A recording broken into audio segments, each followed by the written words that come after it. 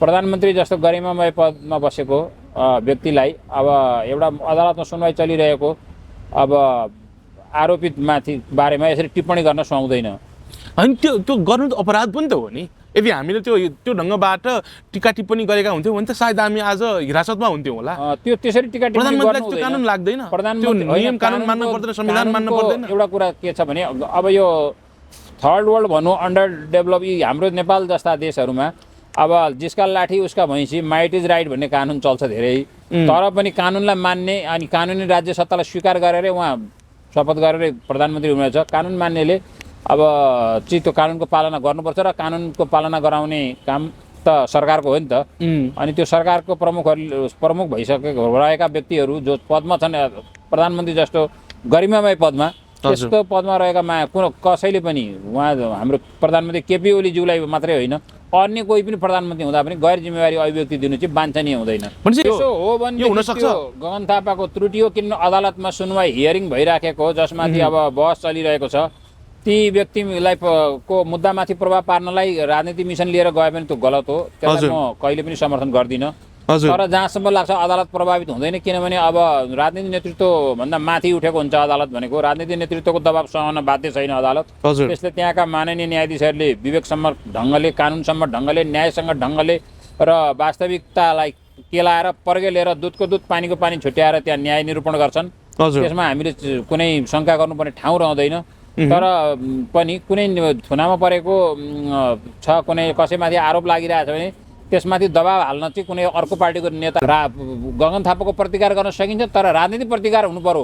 मण्डलीय चरित्र हो र जसले जस्तो मुभमेन्टको आह्वान गर्छ त्यो समूहलाई, त्यो आफ्नो समूहलाई, आफ्ना समर्थकलाई नियन्त्रण राख्नुपर्छ।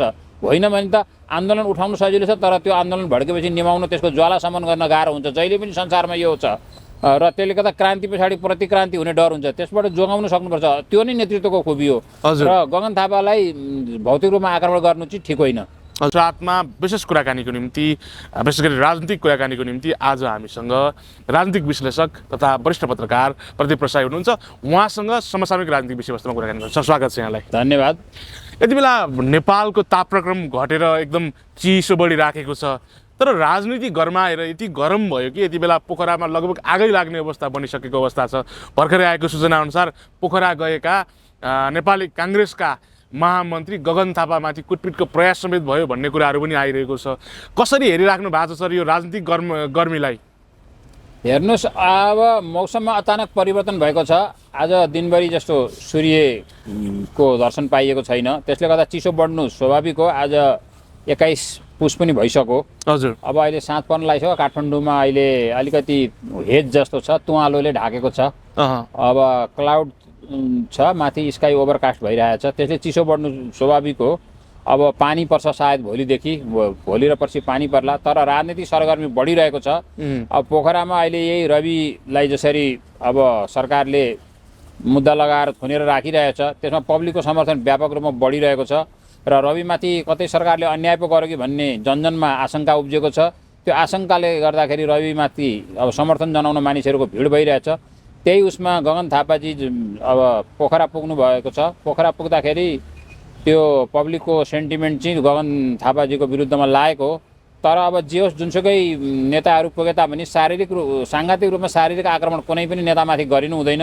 त्यसलाई चाहिँ निन्दा गर्नु हुँदैन थियो, होइन? गर्नु हुँदैन, बिल्कुल कसैलाई पनि हुँदैन। हामी रविमाथि चाहिँ मानवाधिकारको रक्षा हुनुपर्छ भन्छौँ भने गगन थापामाथि चाहिँ साङ्घातिक आक्रमण हुँदाखेरि हामीले बोल्नु, चुप लाग्नु हुँदैन, त्यसको हामीले विरोध गर्नुपर्छ। कसैमाथि पनि कुनै पनि राजनीतिक दलका कार्यकर्ताले भौतिक आक्रमण गर्नु हुँदैन।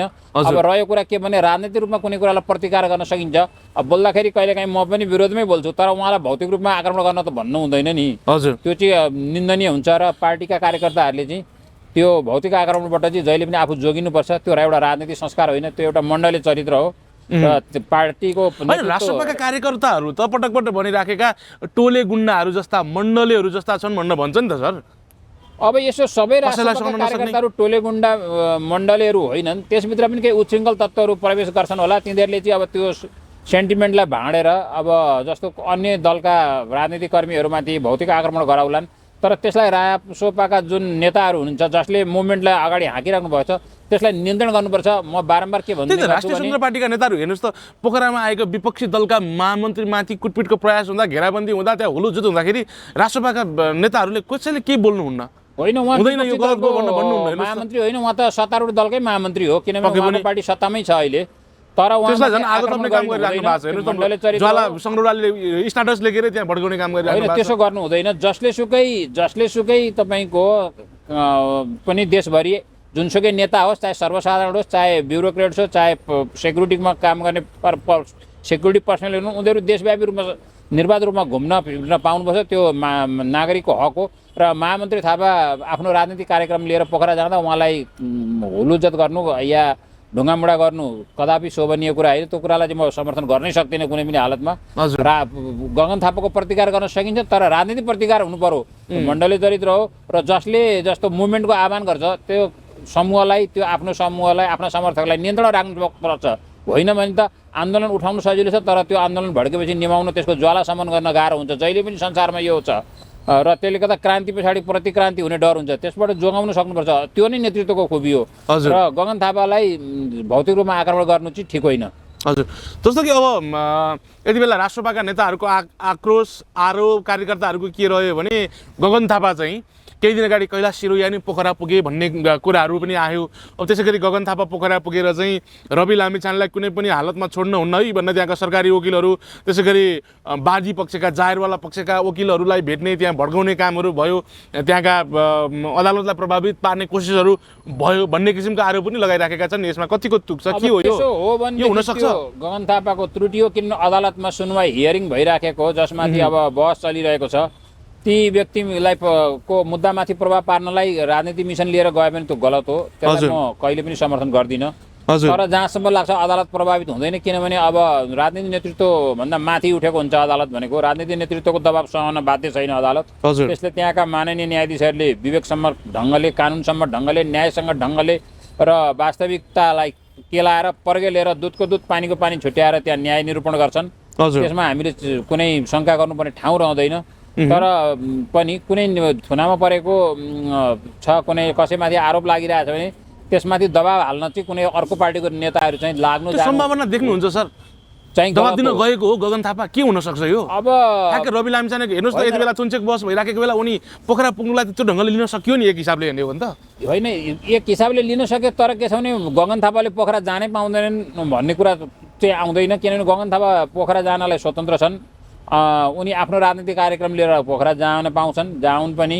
अब त्यसमा हामीले भनौँ कुनै पनि कसैले पनि कुनै समूह तबका कोही कसैबाट पनि त्यसलाई रोक्ने काम गर्नु हुँदैन।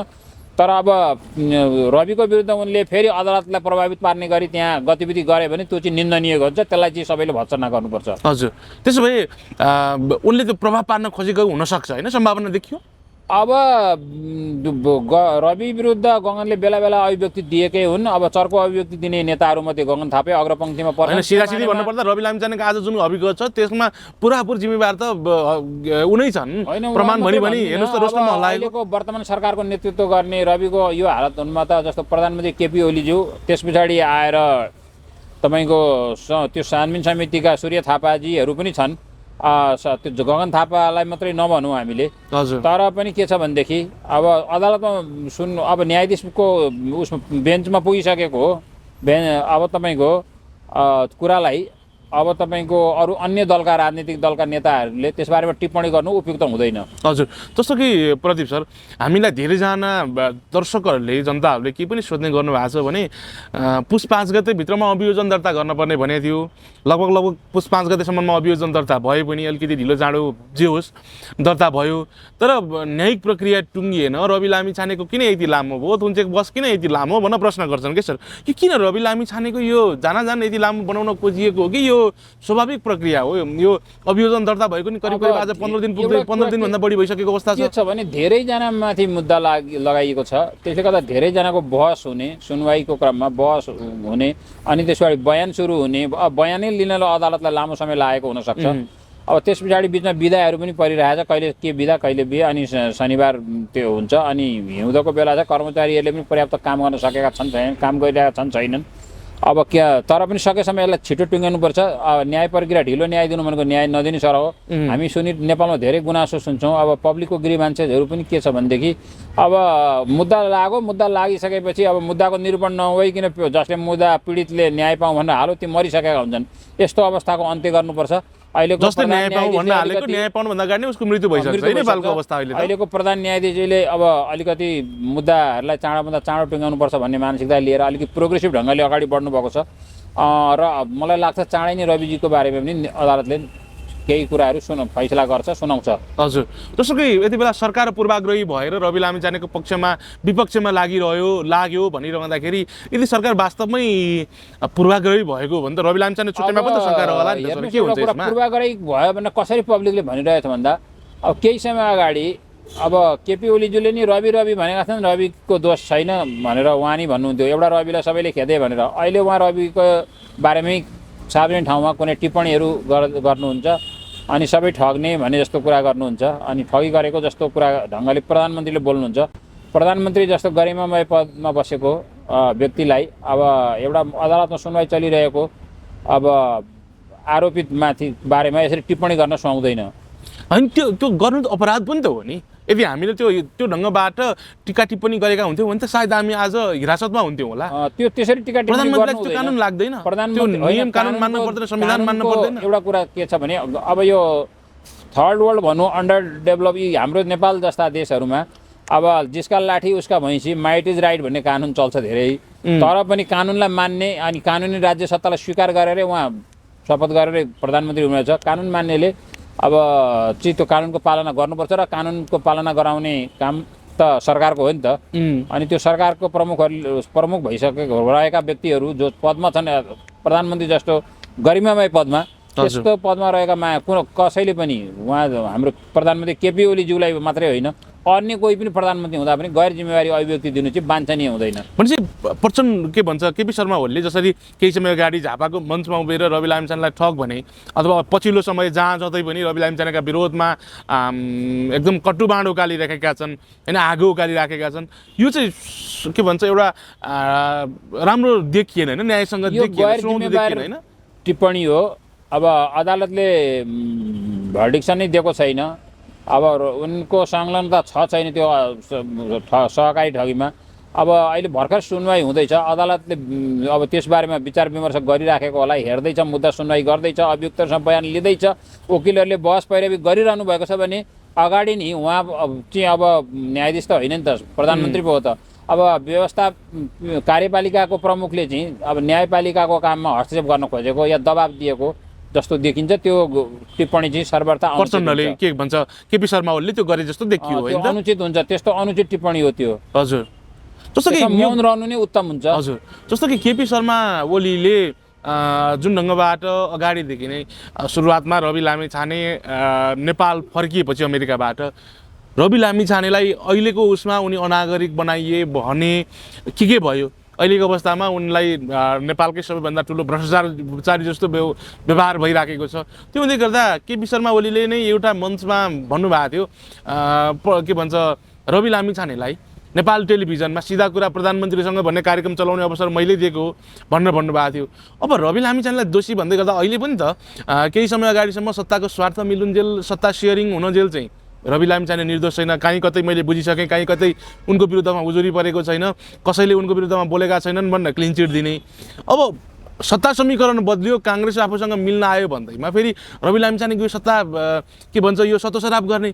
त्यो हुँदै गर्दा त हिजो उनीहरूले बोलेको आधारमा अदालती प्रक्रियामा मुद्दा गइसकेको कुरा हुनसक्छ, अथवा पोखराको सूर्यदर्शन सहकारीका पीडितहरूले त जाहेरी दर्ता गरिसकेको अवस्था थियो। त्यो हुँदै गर्दा उनले जसरी न्यायालयलाई नै प्रभाव पर्ने गरी त्यति बेला चाहिँ रवि निर्दोष छ भने, आज फेरि न्यायालयलाई प्रभाव पर्ने गरी दबाब दिने गरी रवि लामिछाने दोषी नै हुन्, ठग्ने हुन् भन्ने ढङ्गबाट बोलिराखेका छन्। उनलाई चाहिँ कारवाही हुन्छ कि हुन्न सर, के हुन्छ यो? कारवाही गर्ने भनेको त कसले कारवाही गर्ने? प्रधानमन्त्री पदमा भएको मान्छेलाई कसले कारवाही गर्ने? एउटा कुरा, अब प्रधानमन्त्री आफै कारवाही गर्ने निकाय हो, अदालतले आदेश दिन्छ। तर सरकारले सहयोग गरेन भने अदालतले फैसला त कार्यान्वयन गर्न सक्दैन। प्रहरी लगाएर फैसला कार्यान्वयन गराउने अथवा अन्य तत्त निकायहरू छन् जोसँग सरोकार छ, त्यो लगाएर फैसला कार्यान्वयन गर्ने।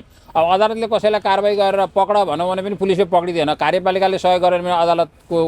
तर एउटा कुरा के भने, जस्तो प्रधानमन्त्री जस्तो मान्छेले अब अदालतमा न्यायिक निरूपण हुनको लागि प्रक्रियामा रहेको अब मुद्दाहरूमा अग्रिम रूपमा बयानबाजी गर्नु या वक्तव्य दिनु या सार्वजनिक मञ्चहरूमा त्यसलाई उठाउनु चाहिँ उपयुक्त हुँदैन, म यति कुरा जान्दछु। भनेपछि यो ठिक थिएन होइन, उनले जसरी बोलिराखेका छन् मानिँदैन। अब अदालतमा विचाराधीन मुद्दा प्रभावित पार्न कसैले बोल्ने लेख्ने टिप्पणी गर्ने कुरा उपयुक्त होइन। जस्तो कि अब रवि लामिछानेको विषयमा पनि विभिन्न किसिमका टिका टिप्पणीहरू भइरहेका छन्। धरोटी पाइएला नपाइएला के होला भन्ने ढङ्गबाट पनि यति बेला जनताहरू एकदम चासोका साथ हेरिराखेका छन्। तपाईँ लामो समय पत्रकारिता पनि गर्नुभएको, कानुनलाई पनि केही हदसम्म पत्रकारितामा रहँदै गर्दा बुझिएको हुन्छ, त्यसका नजिरहरूको अध्ययन भएको हुन्छ। के छ रवि लामिछानेले यो केसबाट धरोटी पाउने सम्भावना देख्नुहुन्छ तत्कालीन सबुत प्रमाणको आधारमा? अब हेर्नुहोस्, एउटा कुरा के छ भने आर्थिक अपराध हो, आर्थिक अपराध धरोटीमै छुट्ने हो, धरोटी पाउँछन्, पक्कै पनि पाउँछन्, 100% पाइन्छ यसमा। यो कुनै नन बेलेबल क्राइम त होइन नि। हजुर, बेलेबल क्राइम हो। आर्थिक कारोबारलाई अब तपाईँको क्राइममा इन्भल्भमेन्ट रहेछ भने चाहिँ तपाईँको बेलको कुरा हो। अब इन्भल्भमेन्ट नै देखि पुष्टि हुँदैन भने त धरोटीको कुरै आउँदैन। सो त साधारण तारिकमा पनि रिहा हुन सक्छन् होइन। अब के छ भने धरोटी नपाउने भन्ने छैन र एउटा तल्लो अदालतले चाहिँ धरोटी नदिने थोना पठाउने भयो भने त्यसलाई त्यसैमा त टुङ्गिँदैन। त्यो न्यायको त्यो लिगल ट्रिटमेन्ट खोज्ने अधिकार त रविलाई माथि छ। तल्लो अदालत जान पाउँछ, त्यहाँबाट नि भएर सर्वोच्च जान पाउने बाटो हो। अदालतले धरोटी नदिएकालाई माथिल्लो अदालतले दिन्छन्, त्योभन्दा माथि पनि अदालत छ। हजुर, त्यसमाथि सुनवाईको प्रक्रिया हुन्छ। त्यसले गर्दा अब 2-3 महिना यसरी थुनिए भनेर त्यसमा हतोत्साही नै हुनु पर्दैन। अन्य राजनीतिक गतिविधिमा पनि धेरै नेताहरूमाथि मुद्दा लागेछ, यस्ता केसहरू धेरै हुन्छन्, तर अन्ततः धरोटी चाहिँ अदालतले दिन्छ। जस्तो कि केही समय अगाडिसम्म प्रहरीले बलियो रवि लामिछाने दोषी हुन् भन्ने आधार मानेको सहकारीभित्र भएका त्यो 1 करोडको जुन विषय विवादित भन्यो, विवादित ऋणको विषय थियो, त्यसमा रवि लामिछानेको हस्ताक्षर भेटिएको भन्ने ढङ्गबाट भइराखेको थियो। तर पछिल्लो समय सरकारले भनौँ अथवा सरकारी निकायले अथवा प्रहरीकै फोरेन्सिकले चाहिँ के फोरेन्सिक ल्याबबाट चाहिँ के प्रमाणित भएर आयो भने त्यो हस्ताक्षर चाहिँ रवि लामिछानेको होइन रहेछ, त्यो चाहिँ अरू कसैले रवि लामिछानेको जस्तै हुबहु हस्ताक्षर कपी गरेको रहेछ भन्ने ढङ्गबाट आयो। यसमा चाहिँ के हुन्छ, यो के हो सर वास्तविक कुरा? रवि लामिछानेले हस्ताक्षर नगरिकन रविलाई त्यसरी फसाइएको छ भने त्यो त सरकारको काम हो। कसले त्यो हस्ताक्षर गर्यो र रविलाई फसाएर यत्रो दुःख दियो? राष्ट्रपा समर्थक गर्न लागेनन् भन्दैछन् सर, के हो यो? राष्ट्रपाका समर्थकहरू चाहिँ के भन्दैछ भने कतै त्यो गगन थापाले त गर्न लागेको होइन भन्ने ढङ्गबाट जसले गरोस् त यो भनेर नाम नतोकौँ। त्यो जसले गर्यो भने यदि त्यो पुष्टि भएन र त्यो विधि विज्ञान प्रयोगशालाबाट चाहिँ त्यो हस्ताक्षर पुष्टि भएन र रवि निर्दोष छन् भने रविलाई यत्रो समय थुनामा पार्ने परिपञ्च जसले रच्यो त्यो दण्डको भागी हुनुपर्छ। र जनतालाई पनि थाहा पाए भने त्यो रवि समर्थकहरूले पनि त्यो जो गलत काम गरेको छ, जसले रविको कृत्य सही गराएर रविलाई फसाएको छ, त्यो मानिसलाई कारबाहीको दायरामा ल्याउँछन्। कृत्य हस्ताक्षर गर्ने पक्राउ पर्छन् सर, सरकारले किन पक्राउँदैन? प्रहरीले अनुसन्धान गर्न सक्छ नि। त्यो सबै फाइललाई लिएर त्यसमा सरोकार राख्ने सबै मान्छेसँग क्रस तपाईँको बयान लिएपछि त सबै कुरा आइहाल्छ नि। र त्यो हस्ताक्षर गर्नलाई त यति बेला राष्ट्रपाका समर्थकहरूले हामी भौतिक कारबाही गर्छौँ भन्नु समेत चेतावनी दिइरहेका छन् सर। भौतिक गर्छन् के गर्छन् त्यो उनीहरूको कुरा, मलाई अब त्यो थाहा भएन त्यो कुरा। तर भौतिक कारबाही भन्ने कुराको म पक्षमा कहिले पनि छैन। किन भन्दा कानुनले कारबाही गर्नुपर्छ नि। व्यक्तिले कारबाही गर्ने हो भने राज्यले पो कारबाही गर्छ त गलत काम गर्नेलाई। अब फेक काम गर्छ जसले पनि त्यसले दण्ड पाउनुपर्छ, म त्यति कुरा जान्दछु। हजुर, जस्तो कि अब सरकारले त्यो जो यति बेला दोषी भनिएको छ अथवा फर्जी हस्ताक्षर गर्यो भनेको छ, त्यो व्यक्ति त सरकारले कतै जनताहरूले चाहिँ कुटपिट गरिहाल्ने हो कि उनी मान्छे हातत भइहाल्ने हो कि भन्ने ढङ्गबाट नि सरकारले लुकाउन सक्ने अवस्था रह्यो। नियन्त्रणमा लिनुपर्छ नि त। त्यस्तो हो भने कसले गर्यो त्यो पत्ता लगाउनुपर्छ, प्रहरीले नियन्त्रणमा लिनुपर्छ, अनि उसलाई कारबाही कानुनी कारबाहीमा जानुपर्छ। त्यसलाई कुटपिट गर्ने अनि चोकमा ल्याएर कुटपिट गर्ने गैर न्यायिक ढङ्गले त्यसलाई अब आक्रोश छ नि त सर। यति बेला राष्ट्रपाका समर्थकहरूलाई आफ्नो रानोमौरी गुमाउनु परेको पीडा छ, रिस छ, आक्रोश छ। हेर्नुहोस् त, होइन यो पायो भने त सिधै हाल्नु भन्ने ढङ्गबाट लागेको छ। त्यस्तो हुन्छ, भिडले हुन्छ। अहिले बङ्गलादेशमा भन्छ नि जस्तो गैर न्यायिक हत्या, त्यो लिन्चिङको केसहरू धेरै आयो भनेर अहिले भनिरहेछ। अनि तपाईँको त्यसले चाहिँ अराजकता निम्त्याउँछ, त्यसलाई चाहिँ राज्यले नियन्त्रण गर्नुपर्छ। अब कुनै पनि भिडले कसैलाई कुटेर, अब पहिला पञ्चायतकालमा कर्ण हेजुलाई काठमाडौँका मान्छेले सडकमा घुमाएर कुटेका थिए, त्यसको असर कति नराम्रो असर परेको थियो। त्यो एउटा सभ्यता, मानव सभ्यताभन्दा बाहिरको कुरा हो, त्यो बर्बरता गर्नु हुँदैन। अब कसैले त्यस्तो गलत काम कसैले गरेछ त्यो गर्छ भने चाहे गगन थापामाथि हो चाहे कुनै पनि दोषीमाथि आफैले कारबाही गर्छु भन्ने चाहिँ यो गैर न्यायिक गलत कुरा हो। त्यो व्यक्तिले कारबाही अन्याय नै भयो नि, मानवाधिकार उल्लङ्घन नै भयो नि। होइन, सुनवाई पनि कारबाही गर्न पाइन्छ, कसैलाई बाटामा कसैले भनौँ भन्दैमा। अनि अदालती प्रक्रियामा लगेर अदालतले दोषी ठहराएपछि कारबाही हुन्छ। होइन, राष्ट्रसभामा त त्यो मौलाएको देखियो है सर। फेरि त्यो तपाईँलाई के लाग्यो त्यो? त्यो मौलायो भने त गलत हो। हजुर प्रदीप प्रसाई पूर्व के भन्छ वरिष्ठ पत्रकार, देशलाई समाजलाई एकदम मजासँग पढ्नु भएको, अध्ययन गर्नुभएको, बुझ्नु भएको मान्छे, अहिले राष्ट्रसभाको कार्यकर्ताहरूभित्र अथवा भनौँ राष्ट्रसभाका समर्थकहरू देख्नु भएको छ कि छैन? होइन, अलिकति काहीँ अराजकता गरेको देखिन्छ। अब राष्ट्रसभाको नेतृत्व पक्षले नि त्यही गराउन खोजेको हो या भिडबाट अरू प्रवेश गरेर गएको त मलाई थाहा छैन। तर के छ भने जस्तो कानुनलाई आफ्नो हातमा लिने परिपाटी गर्नु हुँदैन। जो बलियो त्यसले कानुन हातमा लिएर जथाभावी गर्न थाल्यो भनेदेखि भोलि त्योभन्दा ठुलो समूह खडा हुन्छ अनि त्यसले चाहिँ अब भोलि लुटपाट गर्छ अनि यो चाहिँ एनार्किजम भन्छ नि, अराजकता आउँछ देशमा। त्यसले गर्दाखेरि कानुन व्यवस्था भङ्ग हुन्छ अनि त्यसले स्थायी शान्ति मा असर पुर्याउँछ। त्यसले गर्दा त्यस्तो गतिविधिलाई चाहिँ प्रहरीले कडाइका साथ नियन्त्रण लिनुपर्छ। कसैमाथि भौतिक आक्रमण गर्न पाइँदैन। कानुनले प्रहरीले त्यसलाई नियन्त्रण लिएर अनुसन्धान गरेर अदालतमा पेश गरेर कोही दोषी हो भने त्यसलाई दण्डित गर्नुपर्छ। तर कसैलाई नियन्त्रण लिएर भौतिक कारबाही गर्ने भन्ने कुरा यो चाहिँ निन्दनीय छ। त्यसलाई सबै हामी नेपालीले निन्दा गर्नुपर्छ। जस्तो कि सर यति बेला राष्ट्रिय स्वतन्त्र पार्टीभित्र के पनि देखियो भने जो चाहिँ रवि लामिछानेको विपक्षमा बोल्छ अथवा रवि लामिछानेको अदालतमा पनि रवि लामिछानेको विपक्षमा बहस गर्ने वकिलहरू जो छ, जस्तो कि यति बेला सुरेन्द्र भण्डारी होइन, दिनेश त्रिपाठी जस्ता व्यक्तिहरू जो चर्चित वरिष्ठ अधिवक्ताहरू हुनुहुन्छ, उहाँहरूले जाहेरवालाको पक्षबाट अदालतमा बहस गर्नुभयो। त्यही कुरालाई लिएर हेर्नुहोस् त, व्यक्तिगत चरित्रमाथि कस्तो आँच आउने किसिमका हरकतहरू गरिराखेका छन्। सडकमा भेट्यो भने ढुङ्गाले हान्ला भन्ने डर त्रास खडा भएको छ। यो त राम्रो भएन नि। त्यसो त गर्नु जाहेरवालाको पक्षबाट नि त बहस गर्न पाउँछ होला नि त कानुन व्यवसायले। जस्तो रविको पक्षबाट पनि कानुन व्यवसायीहरूले वकालत गर्न पाउनुहुन्छ या सरकार पक्षबाट पनि। त्यही त जाहेरवाला, सुन्नुहोस् न, जाहेरवालाको पक्षका वकिलहरूमाथि यसरी थ्रेटन दिँदै गर्दा 16,000 बचतकर्ता सडकमा ओर्लिएर रविका पक्षका वकिलहरूमाथि त्यही ढङ्गबाट प्रस्तुत भयो भने के होला भनेर पनि प्रश्न उठाइराखेका छन् क्या। तपाईँको के छ भने अब कुनै पनि पक्षबाट वकिलले वकालत गर्न पाउँछ। अब तपाईँलाई एउटा कुरा के छ भनेदेखि अब इन्दिरा गान्धीका हत्याकाण्डमा सहभागी भएका पन्जाबीहरूको तर्फबाट पनि भारतमा तपाईँको वकालत गरिएको थियो। सुन्नुहोस् है, अब यिनै राम जेठमलानीले पनि वकालती गरेका थिए। भारतका नामी वकिल पनि हुन् उनी। अब त्यहाँका कानुन मन्त्री पनि भएका थिए। अब अर्को यो 4 जना निर्भया बलात्कार काण्ड जुन थियो त्यसमा पनि एकजना तपाईँको युपीका वकिलले तिनको कसैले वकिल पाएन। तर कुनै एउटा वकिल नपाएर एउटा न्यायिक सुनवाई भएका बेला अदालतले मृत्युदण्ड दिन्छ भने थाहा हुँदा पनि एकजना वकिलले उनको पक्षमा वकालत गरे। अनि किन गर्नुभयो भनेर सोद्धा उहाँले भन्नुभएको थियो, हाम्रो कानुनले चलेको देश हो, सबैलाई न्यायको अधिकार छ, आफ्नो कुरा राख्नलाई वकिल राख्न हायर गर्न पाउनुपर्छ। उनीहरूको पक्षमा कोही पनि वकिल नभएकाले मलाई थाहा हुँदाहुँदै पनि मैले तपाईँको उनीहरूको पक्षमा वकालत गरेको हुँ भन्ने जान्दै पनि श्रीवास्तव भन्ने वकिल थिए। अनि तीमा उत्तर प्रदेशका रहेछन् तर दिल्ली हाइकोर्टमा। अनि उनले चाहिँ वकालत गरेका थिए। त्यसले गर्दाखेरि वकालती गर्नबाट रोकिनु हुँदैन। अब न्यायिक प्रक्रियामा वकिलहरूको ठुलो भूमिका हुन्छ अनि कसैलाई पनि त्यो सुविधाबाट वञ्चित गर्नु हुँदैन। चाहे त्यो सरकार पक्षको होस्, चाहे त्यो अब पीडित पक्षको होस्, चाहे त्यो एक्युजिङ गरेको पक्षको होस्, चाहे एक्युज्ड होस्, त्यसमा रोक्न चाहिँ कसैलाई पनि हुँदैन। कानुन राज्यको पुरा सदुपयोग हुनुपर्छ। कानुन मुताबिक जे अगाडि बढ्छ, जसरी प्रक्रियाले बढ्नु पर्छ त्यसरी बढ्न दिनुपर्छ र न्यायालयले त्यसलाई निरूपण गर्न दिनुपर्छ। होइन भनेदेखि कानुन राज्यको अवधारणै समाप्त हुन्छ। अहिले राष्ट्रसभाभित्र के सर, अब यो एक हिसाबले राष्ट्रसभाका कार्यकर्ता मात्र होइन, कार्यकर्ता मात्र उच्छृङ्खल भए, अराजक भए भन्ने ढङ्गबाट होइन, राष्ट्रसभाका नेताहरूमा पनि एक ढङ्गबाट त्यो स्वभाव कस्तो देखिन्छ भने रविलाई मन पर्दैन भन्न पाइँदैन है। तिमीहरूले जसरी पनि रविलाई मन पराउनै पर्छ भन्ने ढङ्गबाट उहाँले भने जस्तो देखियो होइन। उहाँले त्यो भन्दै हुनुहुन्छ नि त, त्यो किसिमको भाषा सिर्जना गर्दै हुनुहुन्छ नि त। होइन, लोक मन पर्दैन भन्न पाइन्छ। हेर्नुहोस् यहाँ जस्तो त्यही पार्टीभित्र बसेर पनि पार्टीले लिएको नीति ठिक छैन भनेर बहस गर्न पाएन भने त्यो कसरी आन्तरिक लोकतन्त्र पार्टीमा छैन भनेको कारणै त्यही हो। अहिले जुनसुकै पार्टीमा पनि विरोध गरेपछि त्यसलाई चाहिँ गलती गरिहाल्ने, निकालिहाल्ने भइरहेछ। त्यसले आन्तरिक लोकतन्त्र सुदृढ हुँदैन।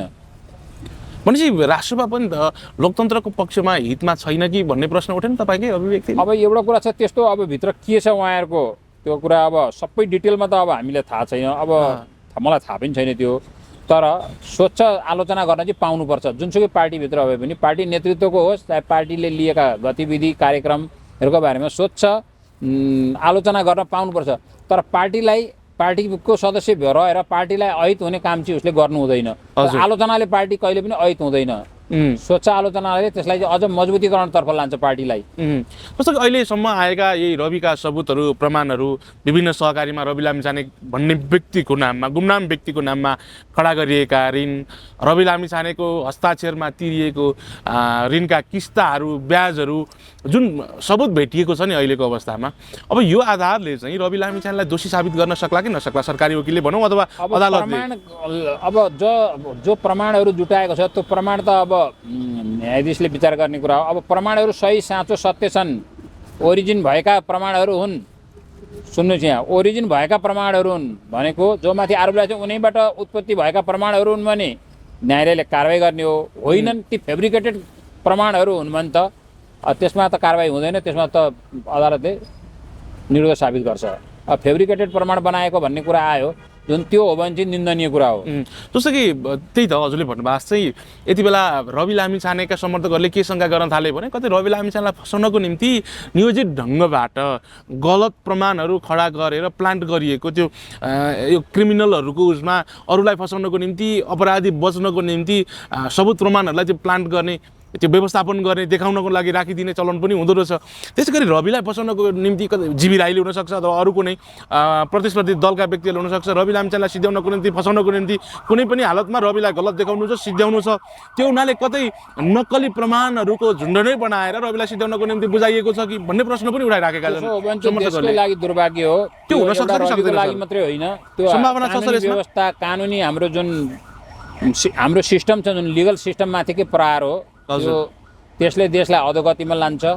अब कसैलाई झुटा आरोप खडा गरेर सताउने, दुःख दिने, थुनाउने या आरोपित गर्ने र तपाईँको सजाय दिलाउने काम भएको छ भने अनि रविको विरुद्धमा कसैले गलत प्रमाण बनाएर प्लान गर्न सक्ने सम्भावना रहन्छ सर? मैले यो पनि जान्न चाहेँ। अब सम्भावना भन्ने कुरा त जहाँ पनि जहिले पनि जे पनि रहन्छ। अब अहिले न रवि हाइलाइट भयो, पहिला त सामान्य पत्रकार हुन् रवि भनेको। पक्कै पनि हामी जस्तै हुन्, उनी पनि फिल्डमा जनताको आवाजलाई बुझ्नको निम्ति सडक दौडिने व्यक्ति हुनुहुन्छ हो।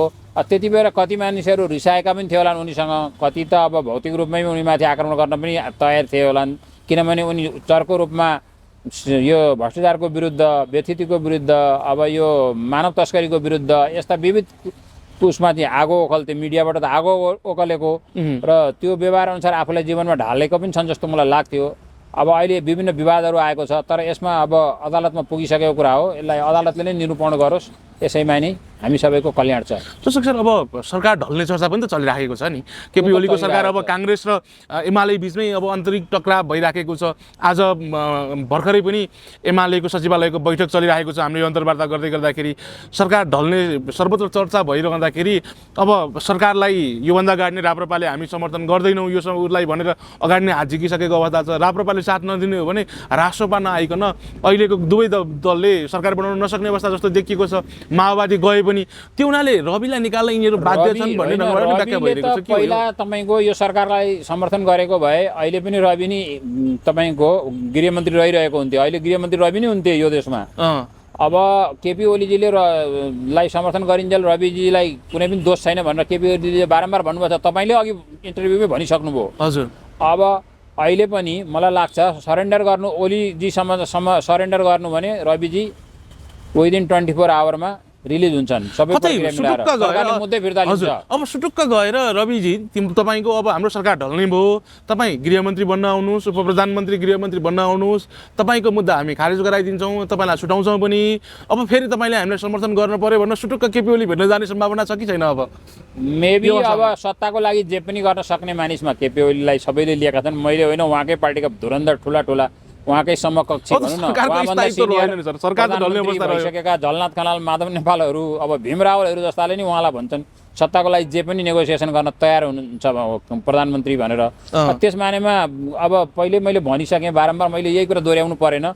केपी ओलीले समर्थन गरेको भए यो मुद्दै लाग्दैन थियो रवि लामिछानेलाई। अहिलेको अवस्था त प्रसाद सर, या त मध्यावधि गर्नु पर्यो या त सरकार बन्नको निम्ति पनि रवि छुट्न पर्यो। यो त अवस्था देखिएको छ सरसर्ती। होइन अब एउटा कुरा के छ भनेदेखि अब अदालतमा पुगिसकेको छ, अदालतमा अब त्यो फोरेन्सिक ल्याबबाट त्यो डुप्लिकेट कागज बनाइएको फेब्रिकेटेड डकुमेन्ट भनौँ भने अब छुट्ने त निश्चितै भइसक्यो त्यो, किनभने डुप्लिकेट डकुमेन्ट भनेर पुष्टि पुलिसले गर्दा गर्दै कसैलाई थुना पठाउनु त न्यायसङ्गत हुँदैन नि। अनि अदालतका अब कास्की जिल्ला अदालतका श्रीमानहरूले पनि त्यति कुरा त बुझ्छन् नि, उहाँहरू पनि कानुनका ठेलीहरू पढेरै आउनुभएको छ नि त, त्यत्तिकै त त्यहाँ बस्नुभएको छैन नि। कान्छा न्यायाधीश भन्न चिनेका नीतिश राईले यति बेला हेर्नुहोस् त कति मजाले इजलासमा बयान सुनिराखेका छन्। कास्की जिल्ला अदालतका तपाईँको श्रीमान भनौँ न न्यायाधीशले चाहिँ अब आफ्नो यङ उसमा नै राम्रो पर्फर्मेन्स देखाएर डिसिजन लिनुहुन्छ, आफ्नो करियरलाई माथि लाने ढङ्गले लिनुहुन्छ भन्नेमा मलाई विश्वास छ। अन्तमा सर रासोपाका समर्थकहरूलाई आजको कार्यक्रमबाट के सन्देश दिन चाहनुहुन्छ? यति बेला रासोपाका समर्थकहरू त फुलमाला सहित है गत शुक्रबार बिहिबारदेखि नै पोखरामा जम्मा भइसकेका छन्, तर मैले आज उहाँको पारिवारिक स्रोतसँग कुरा गर्दै गर्दा बुधबार साँझ अथवा बिहिबारभन्दा अगाडि अदालतले कुनै डिसिजन दिने अवस्था चाहिँ छैन जस्तो बन्यो भन्न उहाँले भनिराख्नु भएको छ। तर गत बिहिबारदेखि नै रासोपाका समर्थकहरू अभियन्ताहरू सबै कति बेला रवि अदालतबाट निस्किन्छ र फुलमाला लाउँ भन्न फुलमाला खादा सहित पोखरा पुगिसकेको अवस्था छ। उहाँलाई आज के सन्देश दिनुहुन्छ तपाईँलाई? ठ्याक्कै फुलमाला आफ्नो नेता छोड्छन्, फुलमाला खादा लिएर भनेर आशामा लिएर जानु त्यो राम्रो काम हो। उहाँलाई त्यसमा अब मेरो तर्फबाट शुभकामना छ। उहाँका नेताहरू छिटोभन्दा छिटो छुट हुन्, त्यसमा कुनै ऊ छैन, तयारी हुन्। तर अन्य प्रतिपक्षी अन्य दलका नेताहरूमाथि भौतिक आक्रमणतर्फ तपाईँहरू नलाग्नुहोस्, भौतिक आक्रमणले तपाईँको पार्टीलाई उल्टो क्षति पुर्याउँछ, संयमित हुनुहोस् भन्न चाहन्छु। यही भन्नुहुन्छ रासोपाका नेता कार्यकर्ता? संयमित भएर आफ्नो व्यवहारहरू अगाडि बढाउनुहोस्, राजनीतिक कार्यक्रमहरू अगाडि बढाउनुहोस्, भौतिक रूपमा कसैमाथि आक्रमण, ढुङ्गामुढा पथरा, पुलिससँग भिड्ने लड्ने त्यो नगर्नुहोस्, शान्तिपूर्ण आन्दोलन गर्नुहोस्, त्यसैमा नि तपाईँहरू मजबुतीकरण हुनेछ। हस् सर, समय दिनुभयो, धेरै धेरै धन्यवाद समय समाजको लागि।